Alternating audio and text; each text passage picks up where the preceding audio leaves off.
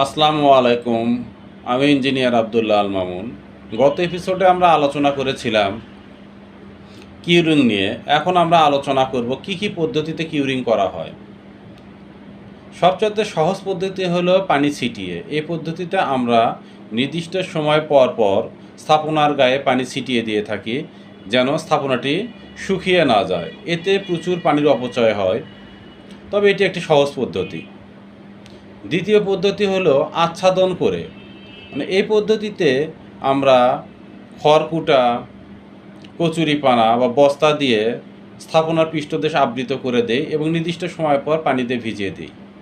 এটা সাধারণত খাড়া স্থাপনা বা ঢালু স্থাপনাতে বেশি প্রয়োগ করা হয়ে থাকে।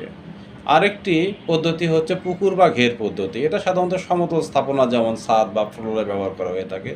এই পদ্ধতিতে আমরা কাদা বা সিমেন্ট দিয়ে ঘের তৈরি করি এবং এটা পানি দিয়ে ডুবিয়ে রাখি নির্দিষ্ট সময় পর্যন্ত।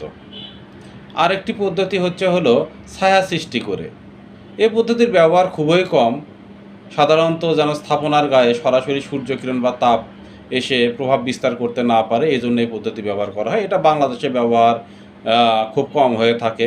আরও কিছু পদ্ধতি আছে, যেমন ঝিল্লি কিউরিং বা মেমব্রেন কিউরিং, বাষ্পীয় কিউরিং।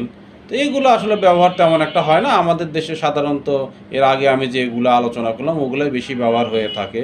তবে আমাদের উচিত হলো কংক্রিট স্ট্রাকচারকে অবশ্যই নির্দিষ্ট সময় পর্যন্ত কিউরিং করতে হবে।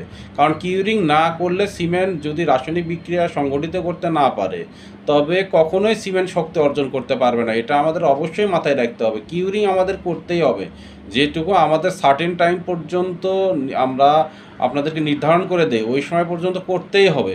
এটা অবশ্যই আপনারা মনে রাখবেন। তো আজকের আলোচনা এটুকুই ছিল। আসসালামু আলাইকুম।